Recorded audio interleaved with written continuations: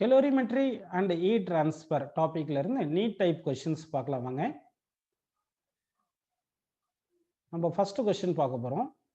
A substance of mass m kilogram requires a power input of p watts to remain in the molten state at its melting point.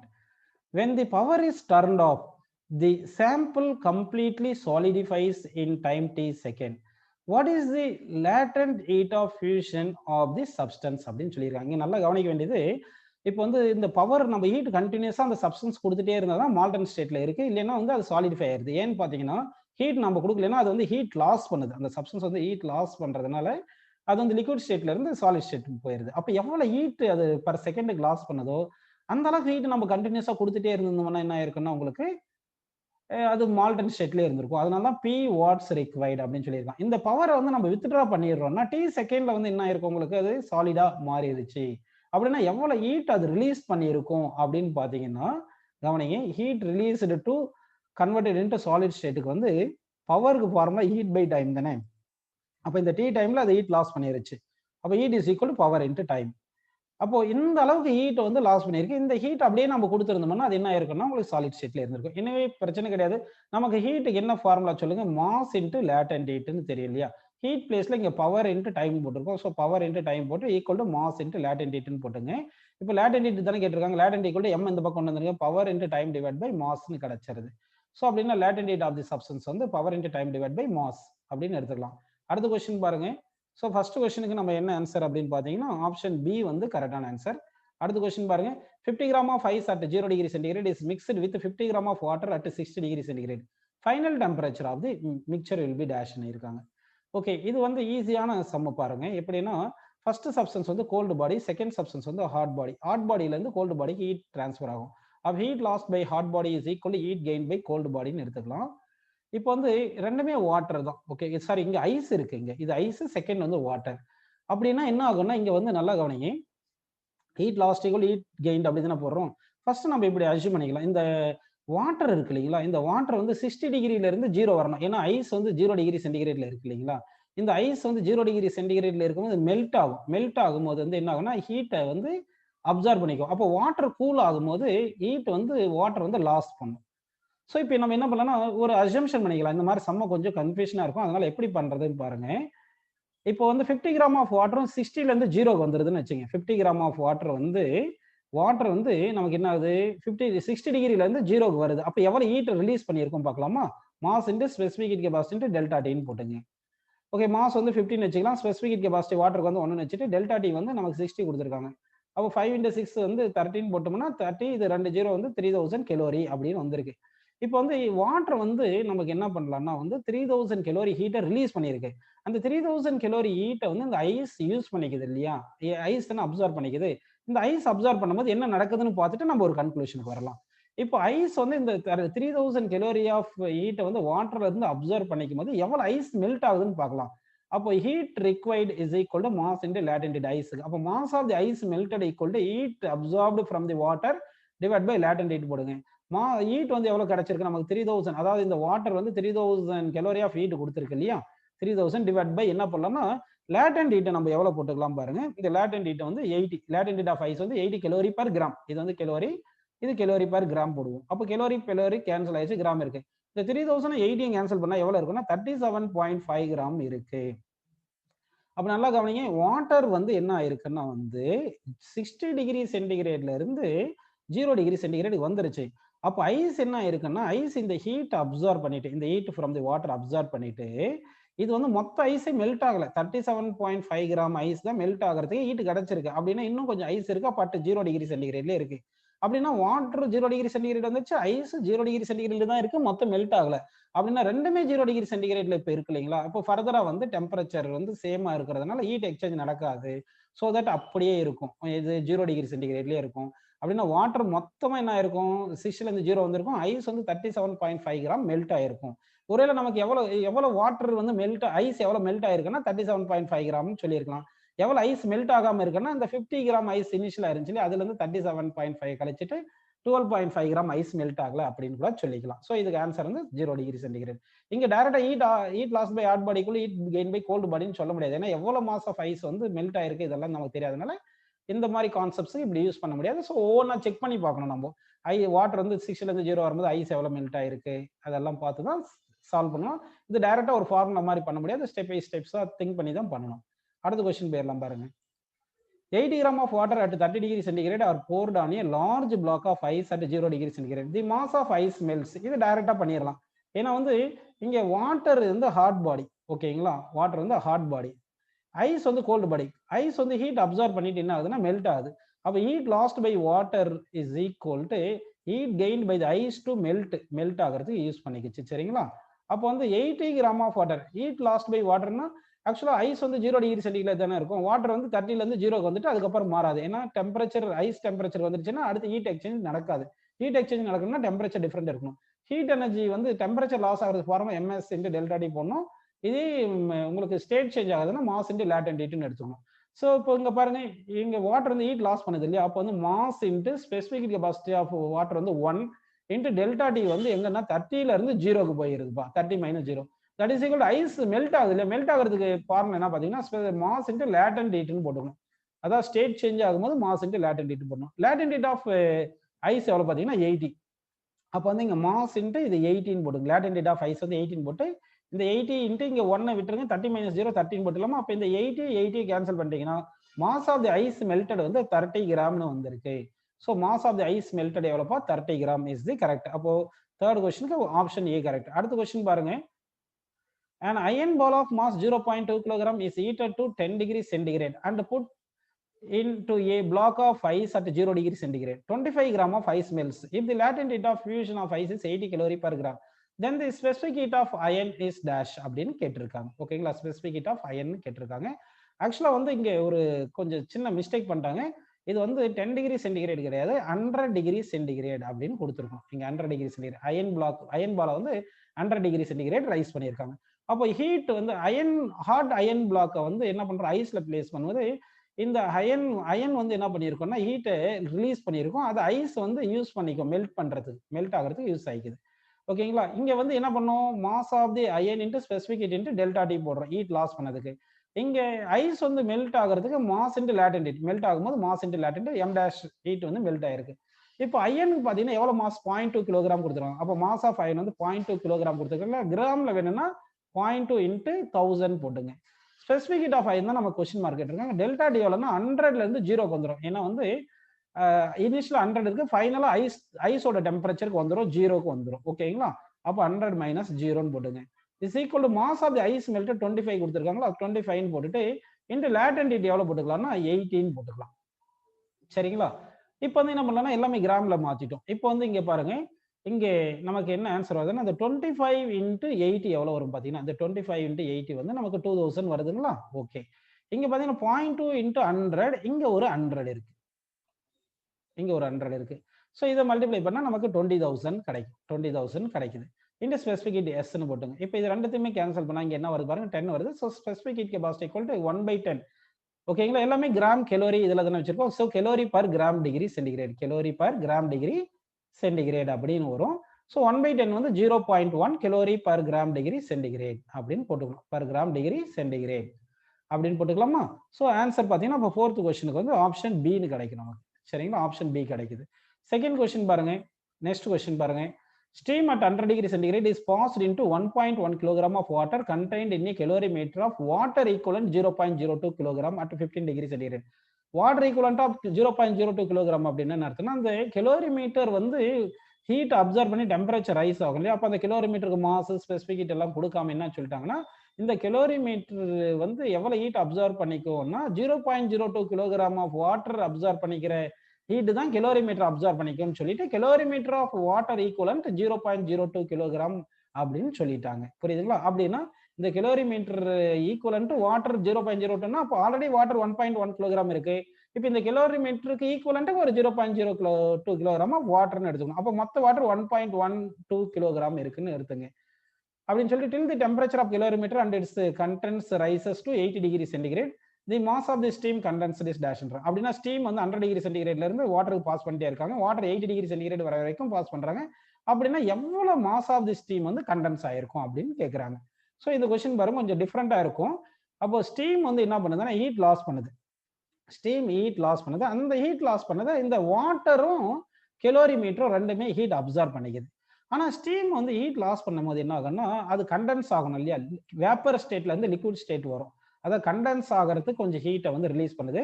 அடுத்து வந்து இந்த water வந்து 80 degree centigrade தானே இருக்கு. அப்படின்னா steam வந்து condense ஆகும்போது 100 degree சென்டிகிரேடுக்கு அதாவது நல்லா பாருங்க, ஸ்டீம் என்ன இருக்கும்னா 100 டிகிரி சென்டிகிரேட்ல இருந்து கண்டென்ஸ் ஆகும்போது வாட்டர் அட் 100 டிகிரி சென்டிகிரேடுக்கு வரும். வாட்டர் அட் 100 டிகிரி சென்டிகிரேட் வருது. அதுக்கு அடுத்து இந்த வாட்டர் அட் 100 டிகிரி சென்டிகிரேட் வந்து வாட்டர் அட் 80 டிகிரி சென்டிகிரேடா மாறணும். ஏன்னா ஃபைனலா டெம்பரேச்சர் 80 டிகிரி சென்டிகிரேடா இருக்கு. அப்படின்னா இந்த ஸ்டீம் வந்து கண்டென்ஸ் ஆகும்போது கண்டென்ஸ் ஆகுது இல்லையா, அதுல ஹீட் கொஞ்சம் ரிலீஸ் பண்ணிரும். அடுத்து 100 டிகிரி சென்டிகிரேட்ல இருந்து 80 டிகிரி சென்டிகிரேட் டெம்பரேச்சர் குறையும். ஃபைனல் டெம்பரேச்சர் 80 வரணும். அதுல கொஞ்சம் ஹீட் ரிலீஸ் பண்ணிருக்கும். இவ்வளவு ஹீட் வந்து ஸ்டீம் ரிலீஸ் பண்ணிருக்கும். தட் இஸ் ஈக்குவல் டு இந்த கெலோரிமீட்டர் வாட்டர் இருக்குல்ல, இது ரெண்டுமே சேர்ந்து என்ன பண்ணிருக்கும்னா ஹீட்டை வந்து அப்சர்வ் பண்ணிக்கும். எங்க இருந்து எங்க ரைஸ் பண்றது டெம்பரேச்சர் 15 டிகிரி சென்டிகிரேட்ல இருந்து 80 டிகிரி சென்டிகிரேட் போறதுக்கு அப்சர்வ் பண்ணிக்குது. இதெல்லாம் ஞாபகம் வச்சுங்க. இப்போ நம்ம சம் சால்வ் பண்ணலாம் பாருங்க. ஹீட் லாஸ் டியூரிங் கண்டென்சேஷனுக்கு என்ன பண்ணலாம்னா, டியூரிங் சேஞ்ச் ஆஃப் ஸ்டேட்டுக்கு ஹீட் எனர்ஜிக்கு மாஸ் இன்டு லேட்டன்ட் ஹீட் போடணும். டெம்பரேச்சர் சேஞ்ச் ஆகும்போது m into s into delta T போடுங்க.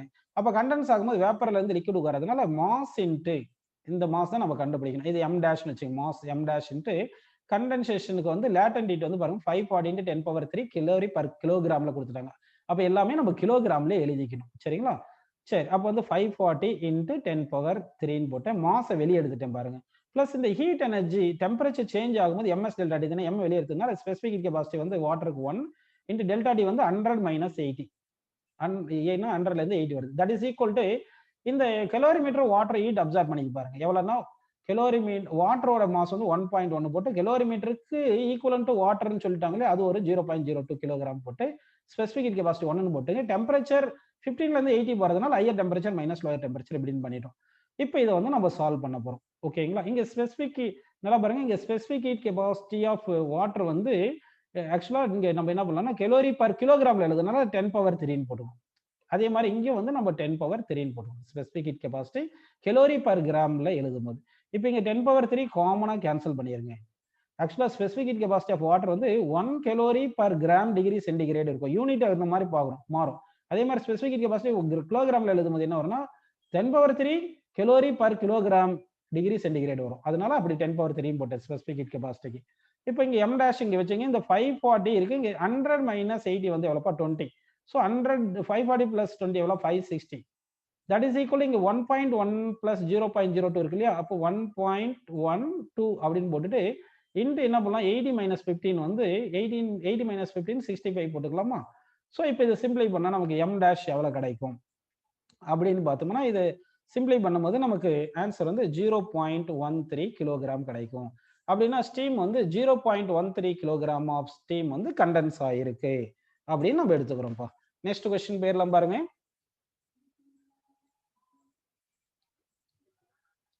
A lead bullet of 10 gram traveling at 300 meter per second strikes against a block of wood and comes to rest. Assuming 50% of heat is absorbed by the bullet, the increase in its temperature is dash அப்படின்னு கேட்டிருக்காங்க.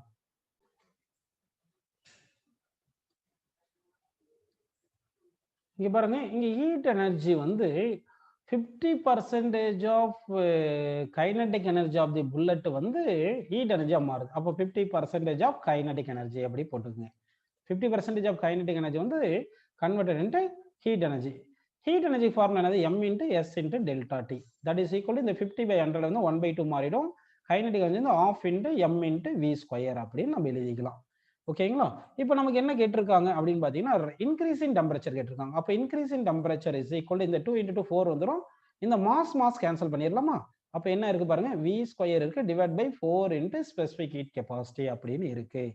ஓகேங்களா? இந்த velocity எவ்வளவு கொடுத்துருக்காங்க பாருங்க, 300 கொடுத்துருக்காங்க. அப்போ 300 whole square divide by 4 into இங்க ஸ்பெசிபிக் ஹீட் கெபாசிட்டி வந்து இந்த கொஸ்டின்ல கொடுக்கல. ஆக்சுவலா வந்து நியர்லி வந்து ஸ்பெசிபிக் கெபாசிட்டி ஆஃப் லெட் வந்து 150 அப்படின்னு நம்ம எடுத்துக்கலாம் SI யூனிட்ல. சரிங்களா? இப்போ இது சிம்பிளை பண்ணா உங்களுக்கு எக்ஸாம்ல வந்து இந்த specific heat capacity of lead கொடுத்துருவாங்க. அங்க என்ன கொடுக்குறாங்களோ அதுதான் நம்ம யூஸ் பண்ணணும். சரிங்களா?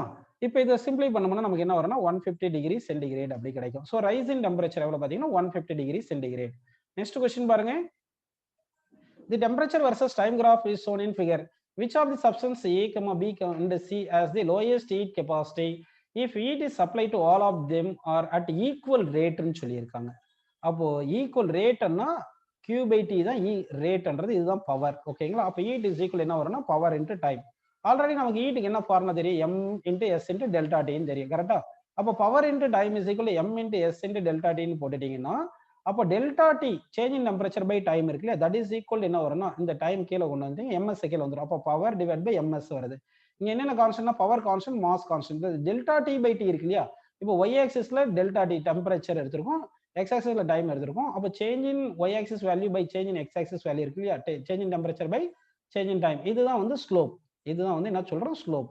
அப்போ ஸ்லோப்புக்கு என்ன வந்திருக்கு பாருங்க, நமக்கு ஸ்லோப்புக்கு வந்து power by mass into specific heat capacity வந்திருக்கு. அப்போ இது வந்து என்ன பண்ணலாம்? Power by mass into specific heat capacity போட்டோம்னா இந்த mass into specific heat capacity தான் நம்ம ஹீட் கெபாசிட்டின்னு சொல்றோம். மாஸ் இன்டு ஆக்சுவலா mass into specific heat capacity தான் ஹீட் கெபாசிட்டி ஹெச்னு சொல்றோம். அப்படின்னா இந்த ஸ்லோப் இருக்கு இல்லைங்களா, இந்த ஸ்லோப் வந்து இந்த mass into specific heat capacity heat capacity எடுத்துட்டீங்கன்னா slope inversely proportional to heat capacity. அப்போ ஸ்லோப் அதிகமா இருந்தா ஹீட் கெபாசிட்டி கம்மியா இருக்கும். அப்போ heat capacity is inversely proportional, slope போட்டுங்கப்பா. அப்போ ஸ்லோப் எதுக்கு அதிகமா இருக்கு? ஏக்கு தான் அதிகமா இருக்கு. அப்போ ஹீட் கெபாசிட்டி எதுக்கு கம்மியா இருக்கும் பாத்தீங்கன்னா ஏக்கு தான் கம்மியா இருக்கும். அவங்க என்ன கேட்டிருக்காங்க? ஹீட் கெபாசிட்டி லோயஸ்ட் தானே கேட்டிருக்காங்க. அப்போ ஹீட் கெபாசிட்டி ஸ்லோப் இன்வெர்ஸ்லி ப்ரொபோர்ஷனலா இருக்கிறதுனால ஸ்லோ கிராஃப் ஏக்கு தான் வந்து ஸ்லோப் அதிகமா இருக்கிறதுனால ஹீட் கெபாசிட்டி வந்து ஏ கம்மியா இருக்கு. நெக்ஸ்ட் क्वेश्चन பாருங்க. A solid material is supplied with heat at a constant rate. The temperature of material is changing with heat input as shown in the figure. What does slope DE represent அப்படின்னு கேட்டிருக்காங்க. ஓகேங்களா? சரி, அப்படின்னா வந்து பாருங்க solid எப்படின்னா இது வந்து சாலிட்ல இருக்கு, சாலிட்ல இருக்கு. A to B வந்து என்ன பண்ணா மெல்ட் ஆகுது. அப்போ சாலிட் பிளஸ் லிக்விடா இருக்கு, சாலிட் பிளஸ் லிக்விட் மெல்ட் ஆயிட்டு இருக்கு. ஓகேங்களா? அடுத்து B to C கம்ப்ளீட்டா லிக்விடா இருக்கும். B ல வரும்போது லிக்விட் ஆயிட்டு லிக்விட் டெம்பரேச்சர் ரைஸ் ஆகுது. நல்லா பார்க்கணும். அதாவது ஆரிஜின்ல ஓல இருந்து ஏ வரைக்கும் சாலிடோட டெம்பரேச்சர் ரைஸ் ஆகுது, ஏல இருந்து பி வரைக்கும் மெல்ட் ஆகுது, பில மொத்தமா லிக்விட் ஆயிருச்சு. இப்போ பி டு சி வந்து லிக்விடோட டெம்பரேச்சர் ரைஸ் ஆகுது, சி டு டி வரும்போது என்ன ஆகுதுன்னா வேப்பரைஸ் ஆகுது. அதாவது லிக்விட் பிளஸ் வேப்பர் அப்படின்னு எடுத்துக்கலாம், வேப்பர்னு வரும். பாயிண்ட் டில வரும்போது மொத்தமா வேப்பர் வந்துடும். அடுத்து டி டு இ வந்து வேப்பர் டெம்பரேச்சர் ரைஸ் ஆகும், வேப்பர் டெம்பரேச்சர் ரைஸ் ஆகும். நமக்கு வாட் டஸ் தி டிஇ ரெப்ரசன்ட்னு சொல்றாங்க. அப்ப டிஇ என்றது என்ன பாத்தீங்கன்னா வேப்பரா இருக்கு. டி என்றது எப்படி வேப்பரா இருக்கு. அப்ப வேப்பரா இருக்கிற ஆப்ஷன்ஸ் லிக்விட், வேப்பர் இப்படி சொல்லியிருக்காங்க. அடுத்து வந்து இங்க வேப்பர் டில வந்து டில வேப்பர் இருக்கு, அடுத்து பிலயும் வேப்பர் இருக்கு. ஆனா பில வந்து லேட்டன்ட் ஹீட் சொல்றாங்க. லேட்டன்ட் ஹீட்னா டியூரிங் சேஞ்ச் ஆஃப் ஸ்டேட். ஆனா டி டு இ வந்து டெம்பரேச்சர் வந்து ரைஸ் ஆயிட்டு இருக்கு. அப்ப சேஞ்ச் ஆஃப் ஸ்டேட் கிடையாது, அப்ப லேட்டன்ட்னு வராது. ஸோ இந்த மாதிரி பார்க்கும்போது வேப்பர்னு வரணும் பார்த்தோம். அப்போ பிஆர் டி கிராஃப் தான் சில கூட இருக்கு இல்லைங்களா. ஸோ அதனால வந்து என்ன பண்ணலாம்னா இப்பதான் பார்த்தோம் போன கொஸ்டினுக்கு வந்து ஸ்லோப் வந்து என்ன சொல்லியிருந்தோம், slope is inversely proportional to heat கெபாசிட்டின்னு பார்த்தோம் இல்லையா, ஹீட் கெபாசிட்டின்னு பார்த்தோம் போன கொஸ்டின்ல வந்து. பாருங்க ஸ்லோப் வந்து இன்வெர்ஸ்லி ப்ரொபோர்ஷனல் ஹீட் கெபாசிட்டி தானே பார்த்தோம். அப்படின்னா இங்க வந்து நமக்கு என்ன வருதுன்னா ஸ்லோப் வந்து இன்வெர்ஸ்லி ப்ரொபோர்ஷனல் ஹீட் கெபாசிட்டி, அடுத்து டி டு இ வந்து வேப்பர் வருது. அப்ப inversely slope is inversely of heat capacity and vapour. So D option வந்து டி கரெக்ட். அடுத்த क्वेश्चन பாருங்க. A student takes 50 gram of wax, specific heat capacity 0.6 kilocalorie per kilogram degree centigrade, and heats it till it boils. The graph between temperature and time is as follows. Heat supplied to the wax per minute and boiling point are respectively கேட்டிருக்காங்க. அப்ப இப்போதான் போன கிராஃப்ல பார்த்த மாதிரி இதே பார்த்தோம்னா 0ல இருந்து இந்த 0.1 வர வரைக்கும் சாலிடா இருக்கும் வேக்ஸ். அடுத்து வந்து 1ல இருந்து 2 வரும்போது சாலிட் பிளஸ் லிக்விட் வருது. அப்ப சாலிட் பிளஸ் லிக்விட் என்ன மெல்ட் ஆகுது.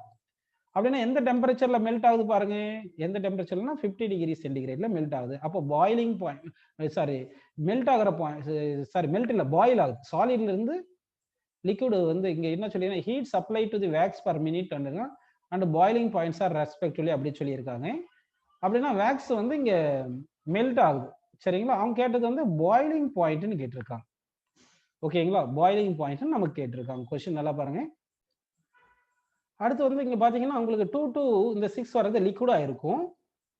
அடுத்து வந்து இந்த 6 to 8 போறதா லிக்விட் பிளஸ் கேஸ்னு வரும், லிக்விட் பிளஸ் வேப்பர். லிக்விட் வந்து எங்க வேப்பரா மாறுதோ, எந்த டெம்பரேச்சர்ல வேப்பரா மாறுதோ அதுதான் பாயிலிங் பாயிண்ட். அப்படின்னா பாயிலிங் பாயிண்ட் எங்க வருது, 200 டிகிரி சென்டிகிரேட் வருது. So boiling point 200 degree centigrade இருக்கிறது பார்த்தோம்னா ஆப்ஷன் நமக்கு சி அண்ட் டி ரெண்டு ஆப்ஷன் வருது இல்லையா. அதனால வந்து நம்ம என்ன பண்ணணும்னா இந்த 50 கிராம் ஆஃப் வேக்ஸ் இருக்கு இல்லைங்களா, இது வந்து என்ன பண்ணியிருக்கணும், தி கிராஃப் பிட்வீன் இதெல்லாம் கொடுத்துட்டாங்க, heat supply to the wax per minute எல்லாம் கொடுத்துட்டாங்க. இப்போ நமக்கு என்ன கொஸ்டின் கேட்டு இருக்காங்கன்னு பார்த்தீங்கன்னா, heat it till it boils அப்படின்னு கேட்டிருக்காங்க. டில் பாயில் ஆகிற வரைக்கும் எவ்வளோ ஹீட் எடுத்துக்குது அப்படின்னு நமக்கு கொஸ்டின் கேட்டிருக்காங்க. சரிங்களா? அப்படின்னு பார்த்தோம்னா கவனி, இப்போ ஸ்பெசிஃபிக் ஹீட் ஆஃப் வேக்ஸ் எவ்வளோ கொடுத்துருக்காங்க பாருங்க, 0.6 கலோரி பர் கிராம் கொடுத்துருக்காங்க, பர் டிகிரி சென்டிகிரேட் கொடுத்துருக்காங்க. சரிங்களா? இது கொஞ்சம் கன்ஃபியூஸ் ஆகாதீங்க. இவங்க என்ன கேட்டிருக்காங்க, heat supply to the wax per மினிட்னு கேட்டிருக்காங்க. அப்படின்னா ஃபர்ஸ்ட் 1 மினிட்ல மட்டும் எவ்வளோ ஹீட் சப்ளைடு அப்படின்னு நம்ம பார்த்தோம்னா, இந்த கொஸ்டின்ல வந்து அதாவது heat supplied for first 1 minute அப்படின்னு எடுத்துக்கலாம். ஓகேங்களா? Heat supplied in first 1 minute எடுத்தீங்கன்னா, 1 மினிட்டுக்கு மட்டும் எடுத்தோம்னா என்ன வரும்னு பார்த்தீங்கன்னா, உங்களுக்கு இந்த கேஸ்ல வந்து ஸ்பெசிஃபிக் ஹீட் கெபாசிட்டி 0.6, ஏன்னா சாலிட் ஸ்டேட்ல இருக்கும் போதே எடுத்துக்கணும். ஓகேங்களா? லிக்விட் ஸ்டேட்லலாம் அவங்க ஸ்பெசிஃபிக் ஹீட் கெபாசிட்டி கொடுக்கல. அதனால ஃபர்ஸ்ட் 1 மினிட், இது வந்து பர் மினிட்ன்றதை விட ஃபர்ஸ்ட் 1 மினிட்னு எடுத்துக்கிட்டீங்கன்னா இன்னும் கொஞ்சம் கரெக்டாக இருக்கும். ஃபர்ஸ்ட் 1 மினிட் அப்படின்னு எடுத்துங்க. இதுக்கு வந்து m into S into delta டியும் போடணும். மாஸ் எவ்வளோ கொடுத்துருக்காங்கன்னா 50 கிராம், அது கிலோகிராம மாற்றுங்க, 50/1000 வந்துருது. கரெக்டுங்களா? இந்த ஸ்பெசிஃபிக் ஹீட் பாருங்க 0.6 கிலோ கலோரியில கொடுத்துருக்காங்க. 0.6 கிலோ கலோரியில கொடுத்துருக்காங்க. அது கலோரியில மாத்துறதுக்கு 1000ல மல்டிப்ளை 10⁻³ போட்டு அப்போ கலோரி பர் கிராம் அப்படின்னு வந்துருது. சரிங்களா? கலோரி பர் கிலோகிராம்ல வந்துருது. ஏன்னா கிலோகிராம்ல வச்சுக்கலாம், டிகிரி சென்டிகிரேட் இருக்கு. ஏன்னா இங்கே கிலோகிராம்ல மாத்திட்டோம் மாஸ், இந்த கிலோகிராம் மாறிடும். சரிங்களா? இப்போ வந்து நம்ம என்ன பண்ணலாம்னா, அடுத்து வந்து இது டெம்பரேச்சர் ரைஸ் பண்றோம். அப்போ இது மெல்ட் ஆகிறதுக்கு ஜீரோல இருந்து மெல்ட் ஆகிறதுக்கு 50 வரைக்கும் போகணும் டெம்பரேச்சர். அப்படின்னா டெம்பரேச்சர் சேஞ்சஸ் வந்து 50 - 0ன்னு போட்டுங்க. ஓகேங்களா? அப்போ லாஸ்ட்ல ஆன்சர் கலோரியில தான் இருக்கும். இங்க 10⁻³ இந்த 1000 கேன்சல் ஆயிரும். இப்போ என்ன இருக்கு பாருங்க, 50 × 0.6 இருக்கா, இந்த 50 - 0 ஒரு 15 போட்டுங்க. இது எல்லாமே சிம்பிளை பண்ணுங்க. இது மொத்தமா சிம்பிளை பண்ணா நமக்கு என்ன வரும் பாத்தீங்கன்னா, ஆன்சர் வந்து 1500 கலோரின்னு கிடைக்கும். ஸோ இதுல சின்ன கன்ஃபியூஷன்னா, பர் மினிட்ன்றது ஃபர்ஸ்ட் 1 மினிட்டுக்கு அப்படின்னு எடுத்துங்க, கொஞ்சம் கன்ஃபியூஷன் இருக்காது. ஸோ அப்போ ஹீட் ஃபர்ஸ்ட் 1 மினிட்டுக்கு தேவைப்பட்ட ஹீட் 1500 கலோரி. அப்புறம் எந்த டெம்பரேச்சர்ல இது பாயில் ஆகுதுன்னா, எங்க லிக்விட் டு வேப்பரா போதோ அங்கதான் பாயில் ஆகுதுன்னு அர்த்தம். அப்போ 200 டிகிரி சென்டிகிரேட்ல தான் அது பாயில் ஆகுது. ஸோ 200 டிகிரி சென்டிகிரேட் பாயில் ஆகுது. ஸோ இந்த boiling point 200 degree centigrade, first 1 மினிட்ல ஹீட் எடுத்துக்கிட்டு 1500 கலோரின்னு போட்டோம்னா ஆப்ஷன் சி கரெக்ட். அடுத்த கொஸ்டின் போயிடலாம் பாருங்க. 4 kg of ice at -15 degree centigrade are added to 5 kg of water at 15 degree centigrade. The temperature of the resulting mixture equal to dash அப்படின்னு கேட்டிருக்காங்க. So அப்படின்னா இங்க திருப்பி வந்து நம்ம ஃபர்ஸ்ட் சம் பண்ண மாதிரி இது பண்ணணும். கொஞ்சம் ஃபர்ஸ்ட் என்ன பண்ணலாம்னா, இந்த 5 kg of வாட்டர் வந்து ஹீட் ரிலீஸ் பண்ணது அப்படின்னு எடுத்துக்கலாம். எவ்வளவு ஹீட் ரிலீஸ் பண்ணுது, அதாவது ஏன்னா ஐஸுக்கு வந்து இது ஹீட்டை கொடுக்கணும். ஐஸ் ஹீட் கொடுக்கறதுக்கு இது எவ்வளவு ஹீட் ரிலீஸ் பண்ணுதுன்னா, ஹீட் ரிலீஸ்டு பை ஹாட் வாட்டர்னு போட்டுக்கலாம். ஃபர்ஸ்ட் ஹாட் வாட்டர்னு, அதான் 15 டிகிரி சென்டிகிரேட்ல இருக்குன்னா ஹாட் வாட்டர். அது 0 டிகிரி சென்டிகிரேட் வரும்போது எவ்வளோன்னா 5 கிலோகிராம வந்து நம்ம கிராம்ல மாத்திக்கிட்டோம்னா 5000 கிராம்னு வருது. இன்ட்டு ஸ்பெசிஃபிக் ஹீட் கெபாசிட்டி 1, அதாவது 1 calorie per gram degree centigrade வாட்டருக்கு, இன்ட்டு டெம்பரேச்சர் வந்து 15 - 0 போட்டுக்கலாம். ஸோ இதை சால்வ் பண்ணுவோம். இப்போ 15 × 5000 அப்படி போட்டிங்கன்னா எவ்வளோ வருதுன்னா 75,000 கலோரி ஆஃப் ஹீட் வந்து 75,000 கலோரி ஆஃப் ஹீட் வந்து ஹாட் வாட்டர் வந்து என்ன பண்ணியிருக்கு, ஹாட் வாட்டர் வந்து இவ்வளோ ஹீட் ரிலீஸ் பண்ணது 15ல இருந்து 0 டிகிரி சென்டிகிரேட் வரது. இப்போ இது 4 kg ஆஃப் ஐஸ் -15 டிகிரி சென்டிகிரேட்ல இருக்கு இல்லையா. இப்போ ஐஸ் வந்து டைரக்டா -15 டிகிரி சென்டிகிரேட்ல மெல்ட் ஆகாது, 0 டிகிரி சென்டிகிரேட்ல தான் மெல்ட் ஆகணும். அப்படின்னா ஃபர்ஸ்ட் வந்து என்ன ஆயிருக்குன்னா, இந்த ஐஸ் வந்து அதனுடைய டெம்பரேச்சர் 0 டிகிரி சென்டிகிரேடுக்கு ரைஸ் ஆகணும்.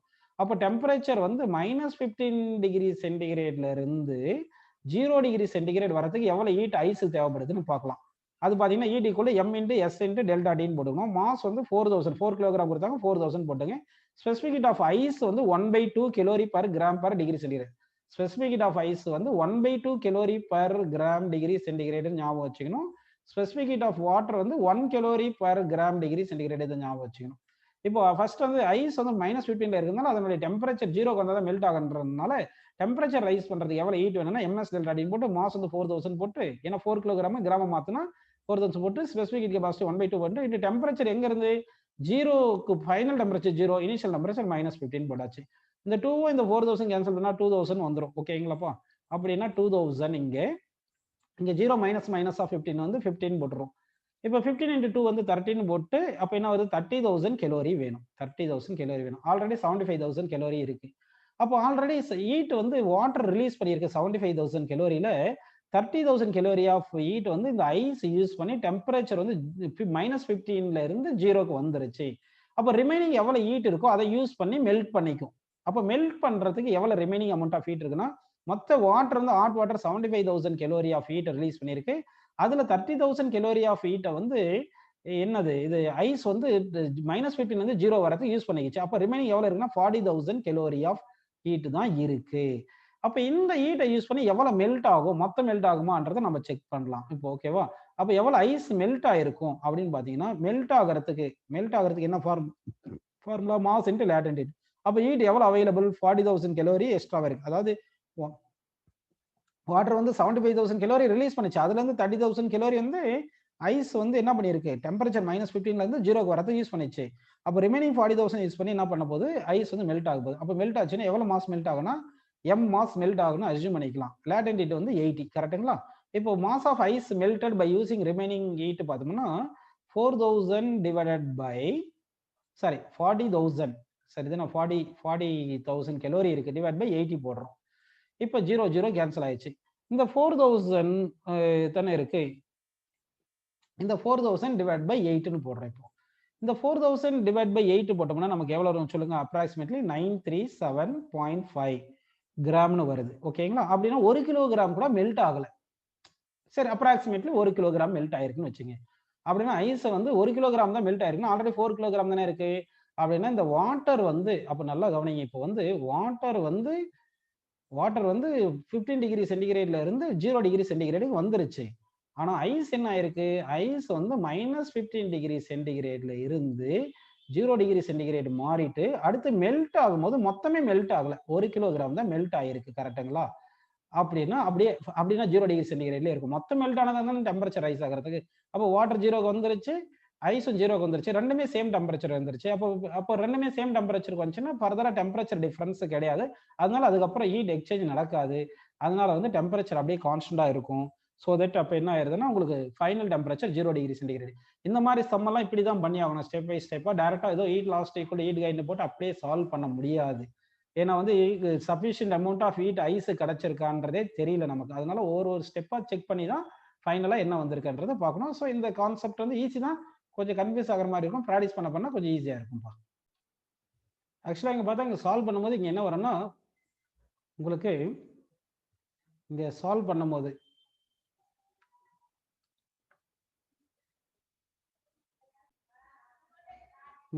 நமக்கு இங்க 500 கிராம் வந்துடும். எனிவே ஒன்றும் பிரச்சனை இல்லை, ஆன்சர் சேம் தான், 0.5 கிலோகிராம் வரும். அப்போ 0.5 கிலோகிராம் தான் மெல்ட் ஆயிருக்கு. 0.5 கிலோகிராம் தான் மெல்ட் ஆயிருக்கு. அப்போ இன்னும் ஐஸ் மெல்ட் ஆகல, அப்போ 0 டிகிரி சென்டிகிரேட் தான் இருக்கும்பா.